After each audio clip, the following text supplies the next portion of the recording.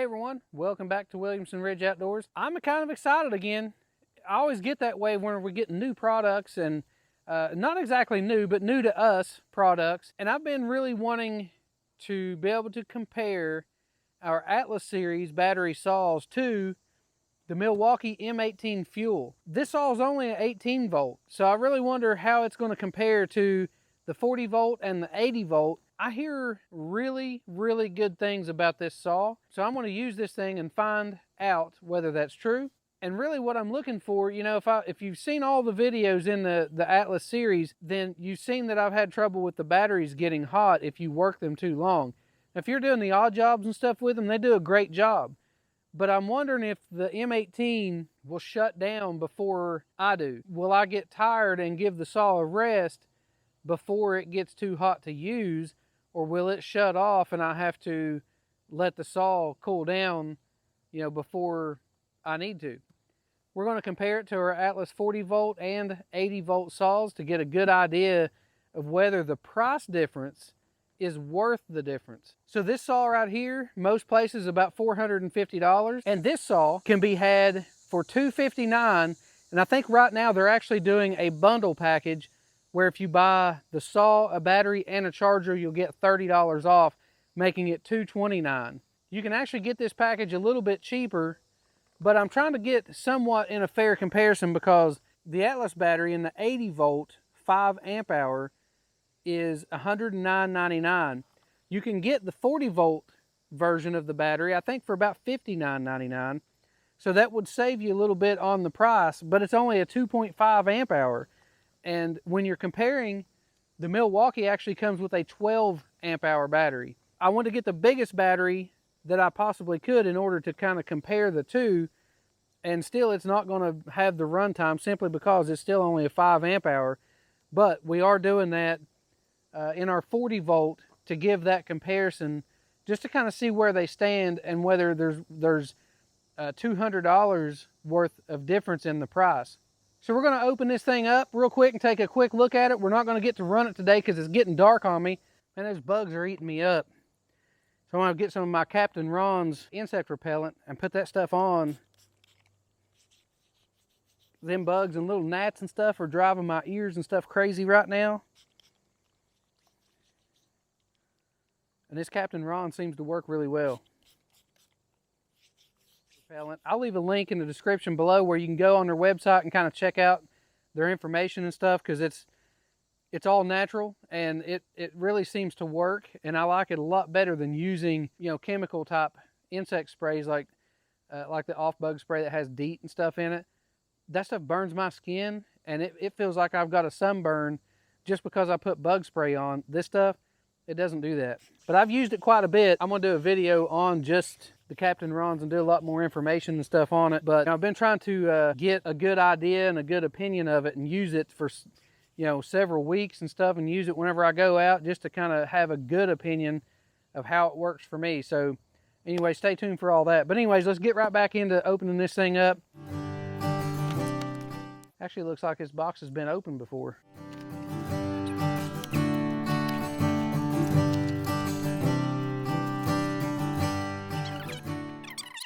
I can tell you one thing about it though, the overall footprint of it, like it's a lot wider.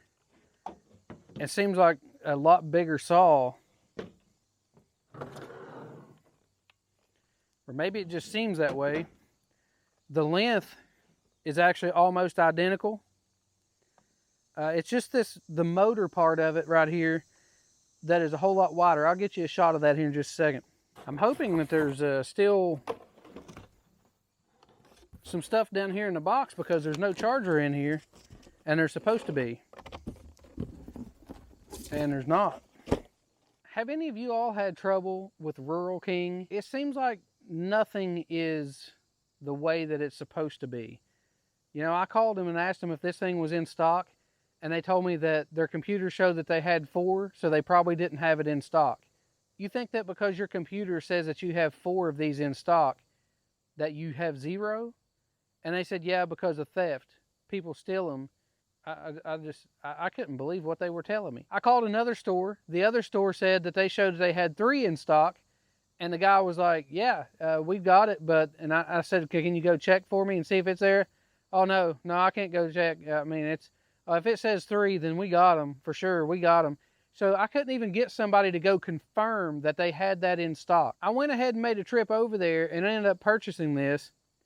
I thought the box looked kind of like it had been opened before. Now after getting home, I see that it definitely had been opened before, and there's no charger in this. Maybe it's just my luck. Do I always have bad luck with everything like this? Because it seems that way. So anyways, I'm going to call him probably tomorrow. I'm going to make sure that the battery's in here.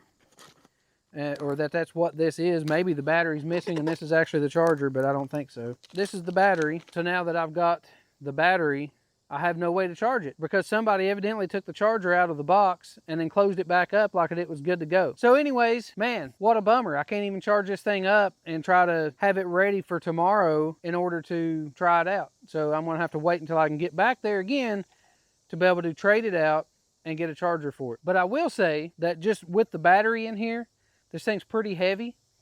It feels very solid, like it would be a solid saw, and maybe actually fall into that commercial category that Harbor Freight claims that their saws are in. This saw actually weighs a fair amount, but not quite as much as the Milwaukee. So this is the width I was talking about.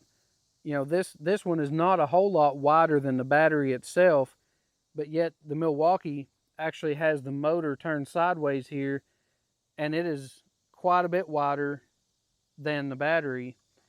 And just to give you a comparison, the battery is about the same on both saws. They're almost the same width. So this saw, as far as the housing up here where the handle and stuff's at, the handle is much wider than what the Atlas is. And then of course that part, it looks like that they've got the motor mounted sideways. I don't know if this one is mounted sideways in just a different area, or whether this one's got gearing and stuff in here or something that will make this 18 volt turn as fast as the 40 volt. I don't know.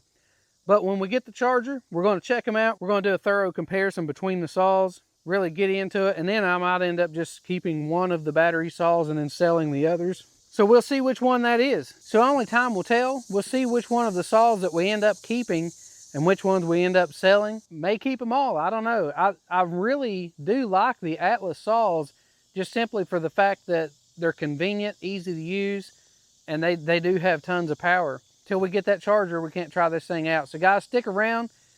There'll be an upcoming video here in just a little bit.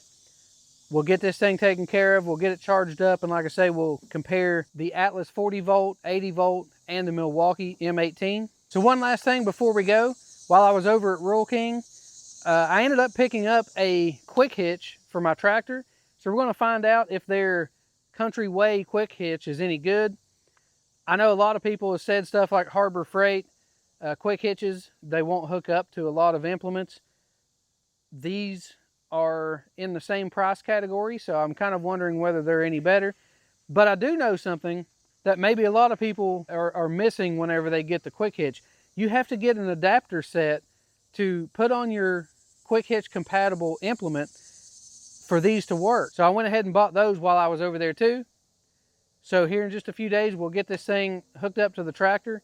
I really like to move between my bush hog and my box blade without having to, you know, do all the 3-point hookup and all that kind of stuff. If I can just switch between those two, I'll be happy. That's the two most used pieces of equipment that I have around here, and I'd love to be able to, you know, do some bush hogging and then be like, hey, we had a rainstorm, I need to grade my driveway. We're going to hook this thing up on the tractor here in a day or two, try to get everything set up right on it and see how it works. So if you'd like to see how all this stuff plays out, make sure to follow along with us by hitting that subscribe button, hit the thumbs up button, and thanks for watching.